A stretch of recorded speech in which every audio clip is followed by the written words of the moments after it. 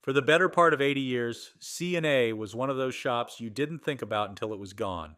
It was in the precinct, it was on the high street. It was in the shopping center your mum walked you through on a Saturday afternoon while you pretended to be somewhere else.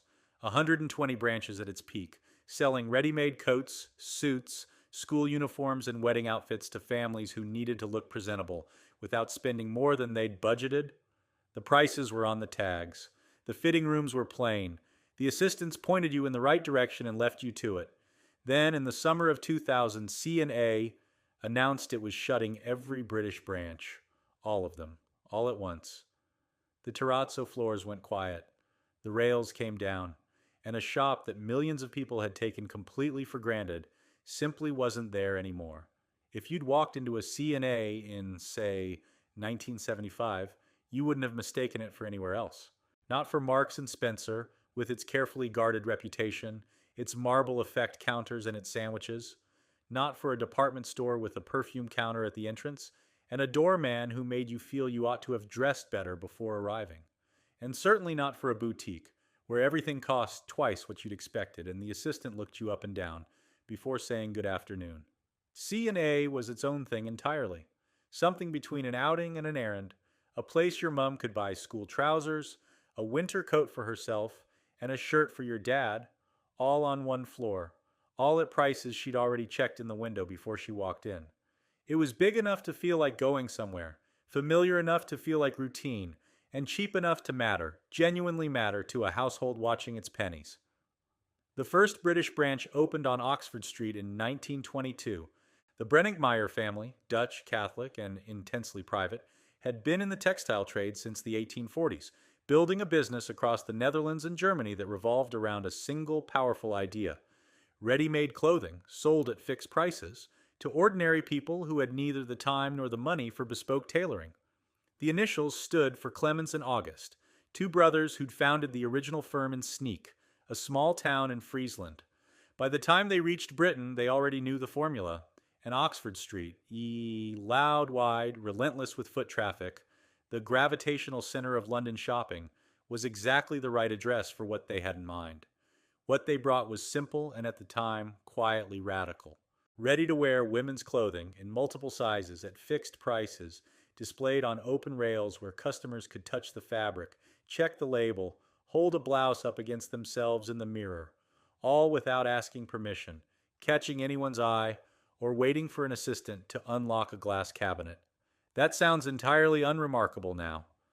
But in the 1920s, when plenty of women still had clothes made by a local dressmaker, or bought fabric by the yard from a draper who kept most of his stock behind a counter, and expected a respectful conversation before any sale took place, it was a genuinely different way of shopping.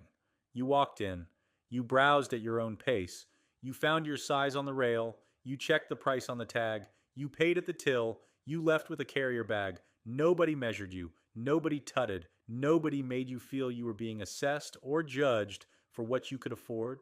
We tell the stories of what Britain built and how it fell apart. If that's your thing, subscribe. More of these are coming. Now let's get back to the story. The prices were printed on the tags. No haggling, no asking, no quiet anxiety about whether the woman standing next to you had somehow negotiated herself a better deal. C&A made the cost of looking presentable something you could see, plan for, and rely on, and that mattered enormously to households where every shilling already had a job to do. And the margin between getting by and falling behind was thinner than most people like to admit. By 1930, the chain had pushed out of London and into Birmingham, Manchester, Glasgow, Liverpool, the big regional cities where working families and lower middle class households did their shopping on a Saturday afternoon, often with the whole family in tow. The stores were large, not grand, not intimidating, but large enough that walking in felt like a small event, something slightly more than popping into the corner shop for a reel of thread. You'd push through the heavy glass doors. They always seemed heavy, those doors, built to last rather than to welcome, and into a space full of rails, arranged by department and sign posted overhead in dark plastic lettering that hung from the ceiling on thin metal brackets. Women's coats here, dresses there, blouses along the far wall, knitwear by the stairs. The lighting was bright and even, strip lighting mostly, fluorescent and unforgiving, designed to make colors look true under artificial conditions, Not to create atmosphere or mood. Atmosphere wasn't the point. Visibility was. You needed to see the fabric clearly. Check the stitching along a seam. Compare two shades of navy blue without guessing whether one would look different in daylight. The light served the customer, not the decor. It was practical to the point of bluntness. The floors in many branches were brown beige terrazzo, hard wearing, easy to mop, faintly institutional, cool underfoot in summer and cold underfoot in winter. So distinctive that anyone who spent serious time in a C&A would recognize the feel and the look of it decades later. It was the surface of practical retail, not plush enough to suggest luxury, not rough enough to suggest a warehouse, just smooth and neutral and endless, stretching between the rails and the tills and the stairwells like a quiet stage for the business of buying clothes. You could hear your own footsteps on it when the shop was quiet. On a Saturday afternoon, you couldn't hear anything at all over the rustle and murmur of 100 families doing the same thing at once. The fitting rooms were functional to the point of spareness. A curtain on a metal rail, a mirror screwed to the wall at a height that suited most people and flattered nobody, a single hook for your coat and bag. There was no soft lighting, no piped music drifting in from a concealed speaker, no attendant counting your items and handing you a numbered plastic disc. You went in. You tried the coat. You checked the mirror. You came out. If it fitted and you liked the price, you bought it. If it didn't, you hung it back on the rail and tried the next size up, or the next color, or the next style along. The simplicity was the system. It assumed you were a grown adult who knew what suited you and didn't need managing. The assistants were helpful but brisk. They weren't stylists. They weren't there to flatter you into an impulse purchase or suggest accessories you hadn't asked about or tell you how wonderful you looked in something you already knew was slightly too tight. Their job was to point you to the right department if you looked lost, ring through the sale when you were ready, keep the rails neat and the stock flowing from the back room to the shop floor. This was retail as a service, not as a performance, a transaction, not an experience. And for millions of people, that was exactly what they wanted. You were trusted to know your own mind, and the shop was arranged so you could act on it without fuss. By 1957, menswear had arrived.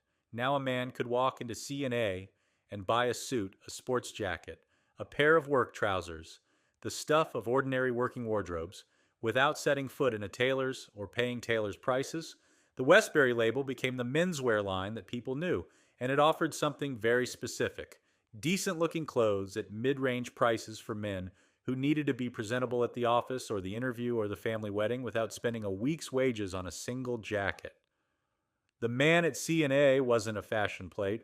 He was a bloke who wanted to look all right on Monday morning and not think about it again until the suit wore out. By 1960, there were dedicated children's departments. Small coats, small shoes, school uniforms, the practical clothing that growing children destroyed with remarkable speed and that parents replaced at considerable cost. C&A understood something fundamental about how British families actually shopped. They didn't do it in fragments.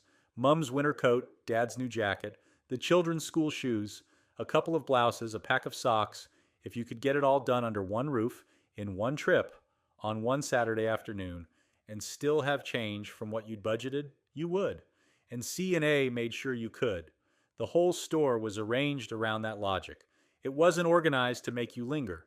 It was organized to make you efficient.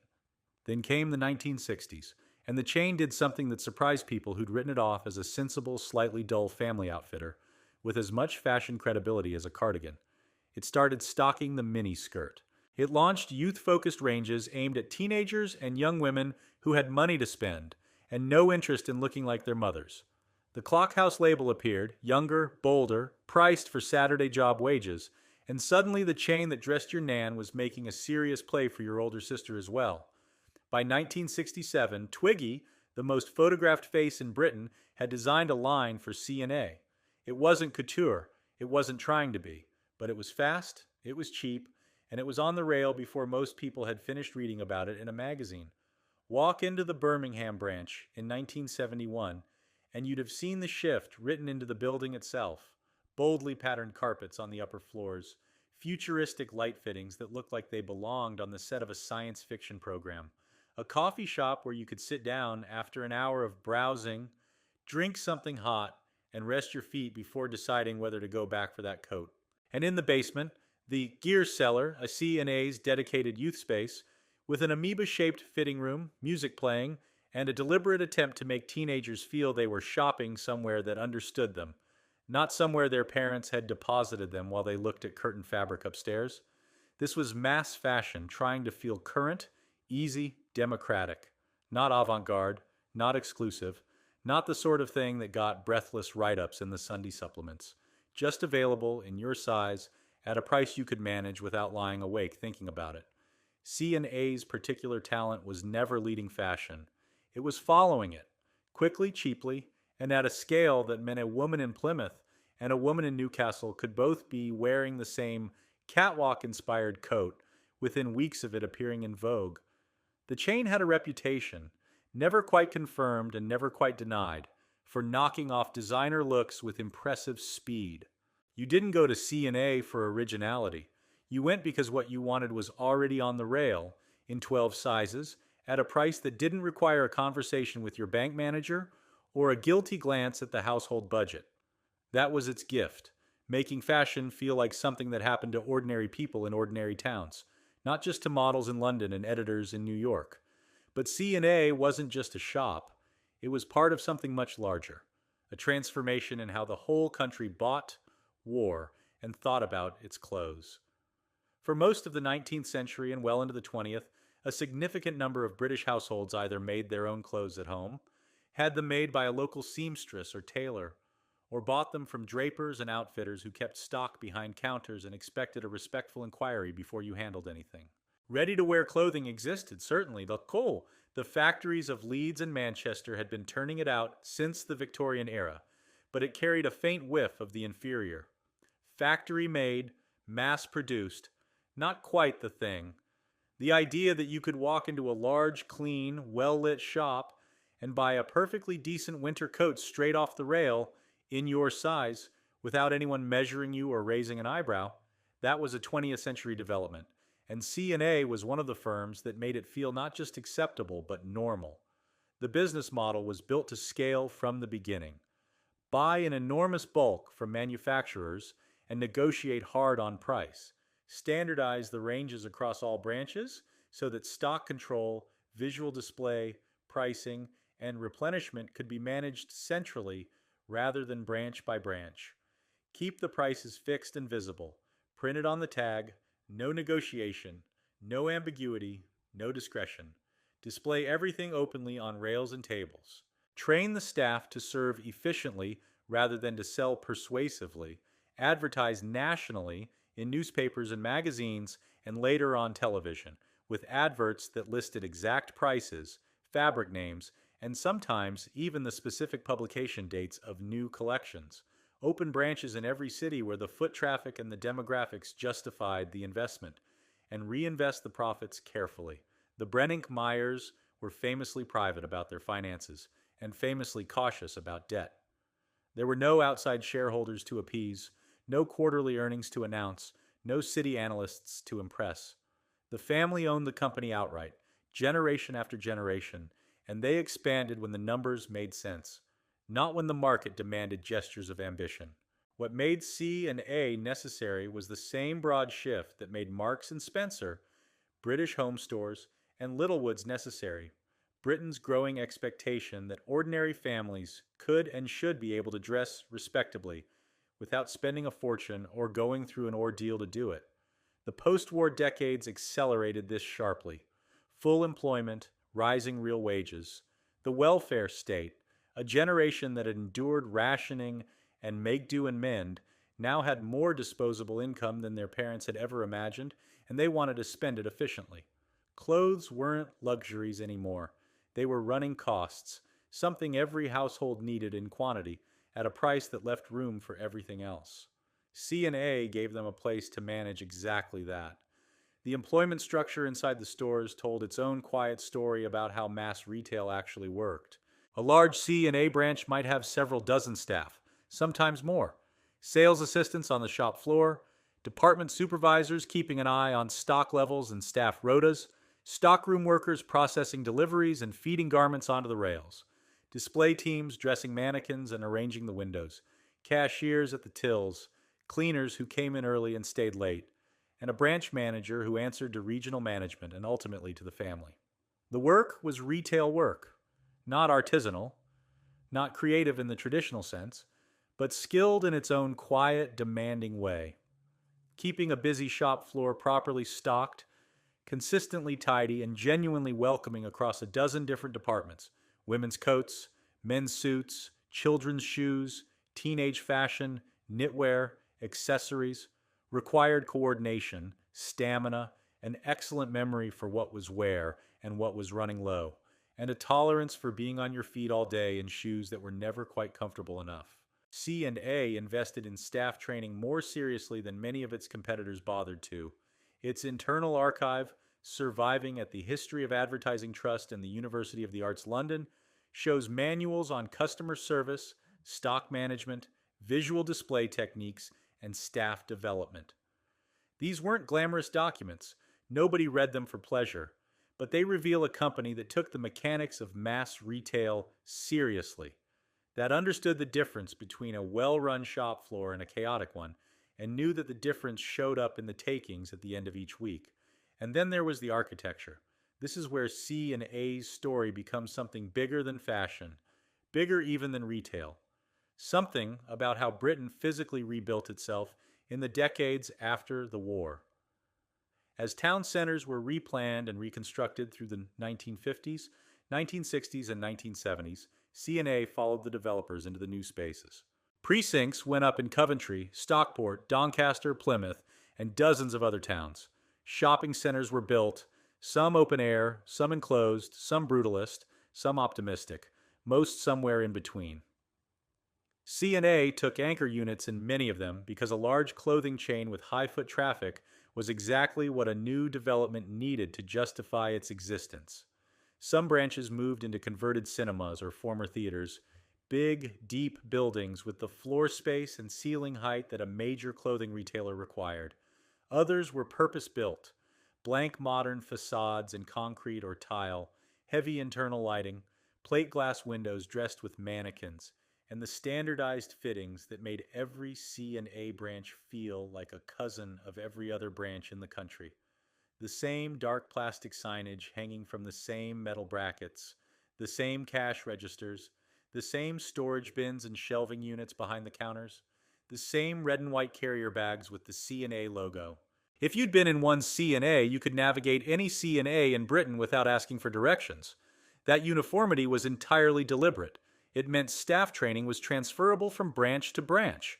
It meant stock management was consistent across the whole chain. And it meant a customer who moved from Leeds to Southampton or from Glasgow to Bristol would find the same shop waiting for them. The same layout, the same departments, the same familiar feeling of knowing where everything was. This mattered well beyond C&A itself. The chain was part of the physical remaking of Britain's shopping streets, the long visible shift from older localized shop culture, with its independent drapers, family-run outfitters, and high-street haberdashers, to national retail chains that looked essentially the same from town to town. Indoor precincts, Arndales, escalators and travelators, artificial lighting bright enough to make daylight irrelevant, planned footfall and anchor tenants and car parks built on top of car parks, chain store signage visible from the ring road. C&A fitted into all of it, and in doing so, it helped define what the modern British high street looked and felt like, for better or worse, for a generation. By the early 1970s, C&A had 55 stores across Britain. By 1985, that number had reached 100. And at its absolute peak, the chain operated around 120 branches, from the original Oxford Street flagship in London to Sauchiehall Street in Glasgow, from city centers still bearing the scars of wartime bombing to out-of-town shopping centers built on what had recently been farmland. 120 shops spread across every major city and a good number of smaller towns, all carrying the same name, the same signage, the same brown-beige terrazzo, the same promise of affordable clothes for the whole family. Those are the numbers, but the numbers only tell half of it. The other half was feeling the particular, hard-to-define sensation of a shop that was simply always there. C&A was in the precinct your mom dragged you through on a Saturday afternoon, while you pretended to be bored and wished you were anywhere else. It was on the high street you walked past twice a day on the way to the bus stop, its windows changing with the seasons. Summer dresses in May, winter coats in September, sale signs in January. It was in the shopping center where you killed time with your mates after school, not buying anything, just wandering past the rails and looking at things you couldn't quite afford yet. You might not have loved it. You might even have been faintly embarrassed to be seen carrying one of its bags, particularly if you were 16 and had opinions about fashion. But you knew it. You knew it the way you knew the co-op or the chippy or the bus station or the post office. A fixed point on the map of ordinary life, something you expected to be there every time you looked. The Man at C&A advertising campaign captured the chain's place in British culture perfectly and imperfectly, all at once. It ran for years, across television and print, promoting the Westbury menswear range, and it succeeded in making the phrase part of the national vocabulary. But not always in the way the marketing department had intended. Calling someone a man at C&A became, for a certain generation, a gentle put-down. Respectable but not exciting, presentable but not fashionable, the sort of man who looked perfectly fine from a distance and entirely unremarkable up close. It was the outfit you wore when you wanted to look decent enough for a function without anyone remembering what you'd had on an hour later. And yet, everyone used to go there. That was the quiet, slightly awkward truth behind the mockery. In the 1960s, the chain had been famous for knocking off catwalk looks at speed and selling them at prices that made high fashion feel democratic. People joked about C&A. People also bought from it. Often the same people on the same Saturday. The chain's strength was never prestige. It was familiarity, usefulness, and reach. Britain didn't boast about shopping at C&A. It simply did. Millions of families, year after year, buying the coats and trousers and school uniforms and interview suits and wedding outfits that kept ordinary life looking presentable, and occasionally, when the mood struck, a little bit sharp. That quiet ubiquity was C&A's greatest asset, and it would eventually become its deepest vulnerability. Because when a shop is famous for being everywhere and serving everyone, when its identity is built on being the place nobody thinks twice about, it has no niche to retreat to when the market shifts beneath it. No fierce loyalty, no cult following, no devoted customers who will drive an extra 20 miles to find you. Just a very large, very visible presence in a very expensive high street location, depending entirely on being the most convenient option. And the moment something more convenient comes along, the whole logic starts to crack. By the late 1980s, the cracks were opening from several directions at once. The squeeze came from above and below simultaneously, and it came faster than anyone inside C&A's European headquarters seemed to grasp. From below, the discounters, New Look, Madelon, Peacocks, and above all, Primark, which had opened its first Great Britain store in Derby back in 1974 and spent the next 2 decades expanding aggressively across the country. These chains offered clothes that looked more current, responded more quickly to trends, turned over stock faster, and often cost less than C&A's equivalent ranges. They were leaner operations. They were faster to react. And they were unburdened by the enormous overhead of running 100+ large stores in prime high street and shopping center locations, each carrying the full family spread of departments that C&A had built its identity around. They didn't try to be everything to everyone. They picked a lane, young, cheap, trend-responsive, and ran hard down it. From the side, the supermarkets. In 1989, George Davies, who had already revitalized Next, launched the George clothing brand at Asda. By 1990, George was on the shop floor, and Britain had its first supermarket clothing line. The logic was devastating in its simplicity.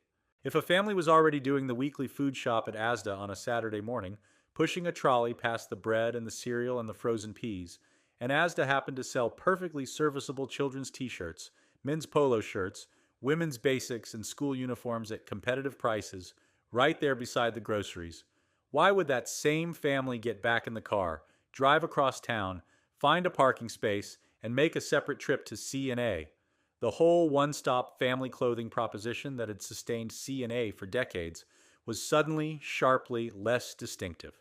The weekly food shop now included a clothes rail, and the clothes on it were cheap enough to drop into the trolley alongside the milk and the washing up liquid without even thinking about it. Tesco followed with its own clothing range. Sainsbury's did the same. Within a few years, supermarket clothing had become a serious force in the British market, not because it was fashionable, but because it was there, convenient, cheap, and good enough.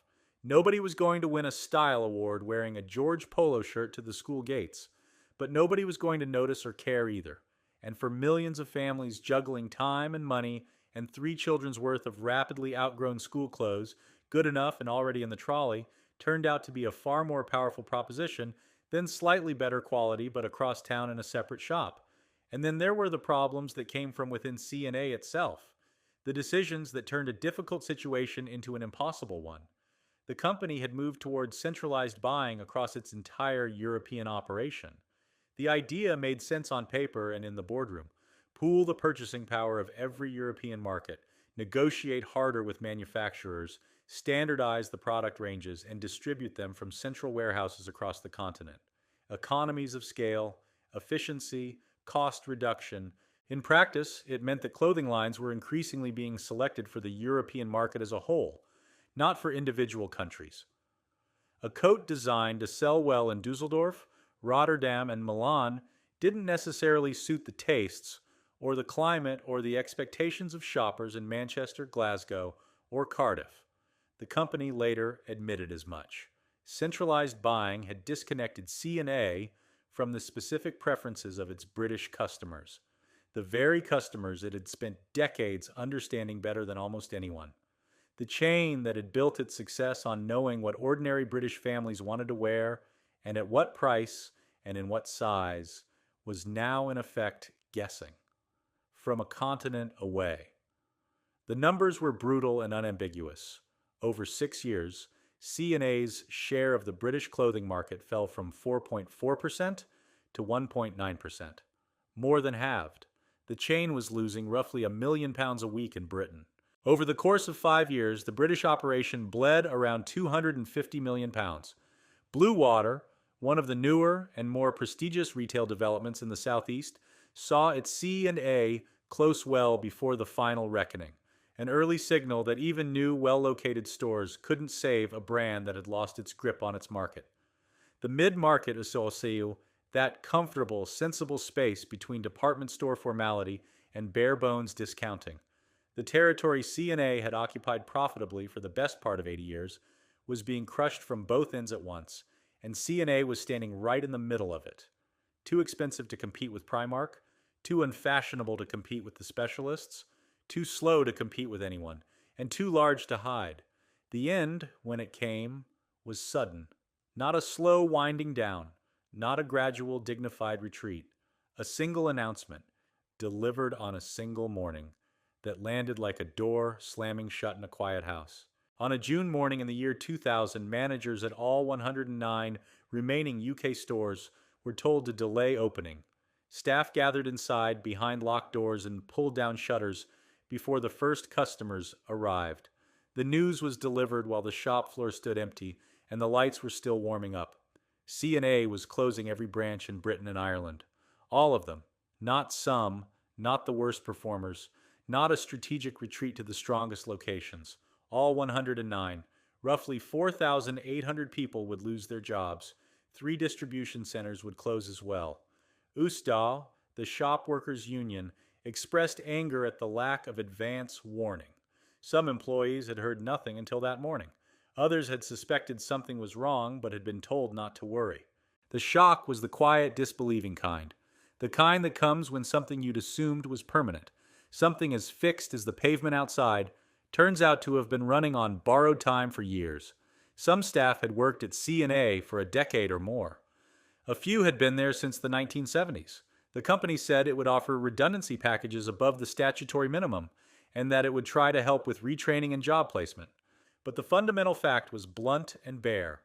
A chain that had been part of British retail life since 1922 was shutting down entirely, not shrinking, not restructuring, not retreating to a handful of profitable flagships, leaving. The last months were a long, slow clearance sale. the kind that strips a shop of its dignity by degrees. Prices dropped week by week. Stock thinned. The rails that had once held new season coats in a dozen sizes and 4 colors now carried whatever remained, pushed together, marked down, picked over by bargain hunters who hadn't set foot in the place for years. Dark plastic signs that had hung above departments since before some of the staff were born came down and weren't replaced. Carrier bags ran out and weren't reordered. The closing down placards went up in windows that had once displayed mannequins, posed in next season's looks. Coffee shops on the upper floors closed before the clothing departments did. The terrazzo floors, always clean and buffed during trading years, started to look scuffed and tired in the final weeks, as if the building itself had stopped trying. The last 2 branches, Hounslow in West London and Bradford in West Yorkshire, shut their doors for good in May 2001. Contemporary reports describe discarded mannequins lying on the shop floor, the last few customers leaving with carrier bags, staff standing outside on the pavement for a moment before walking away. Nearly 80 years of continuous British trading finished in the time it took to lock a door and turn off the lights. What remained afterwards was scattered, quiet, and easy to miss if you weren't looking. Some former C&A units were taken over by Primark, which had by then grown partly through acquiring retail spaces vacated by C&A, BHS, and the Co-op, expanding into the very buildings that older mid-market chains had left behind. Primark didn't just compete with C&A in life. In some towns, it physically replaced it in death, moving into the same premises, opening under a different sign, serving a younger and sharper version of the same value-conscious customer base. Other former branches were absorbed into shopping center redevelopments, converted for entirely different retailers, or simply stood empty for a while, windows papered over, the terrazzo still visible through the gaps if you pressed your face close enough to the glass. The archive, at least, survived. The History of Advertising Trust holds C&A's UK marketing collection, store opening adverts, seasonal price lists, fabric names, campaign artwork, press cuttings stretching back decades. The University of the Arts London preserves shop display material, staff development documents, internal training manuals, and campaign records. The company vanished from Britain's high streets, but its paper trail endures, filed and cataloged, for anyone who knows where to look and cares enough to ask what it all meant. What was lost when C&A closed its doors for the last time wasn't merely a logo on a shopfront or a name on a carrier bag. It was a particular rhythm of shopping. The family outfitting trip, the Saturday afternoon expedition, the branch that everyone in town could find with their eyes shut. It was the quiet certainty that one chain could handle children's school clothes, dad's new suit, mom's winter coat, and something respectable for a christening or a funeral or a wedding without anyone making a production of it, or expecting you to be grateful. C&A carried a great deal of quiet retail intelligence built up over decades. How to display for whole households rather than for individuals, how to price for ordinary weekly budgets rather than for aspirational spending, how to make fashion feel accessible and achievable rather than intimidating and exclusive, how to arrange a shop floor so that a woman with 3 children and 45 minutes could get everything she needed and still make her bus. That intelligence didn't transfer to a successor. There was no successor.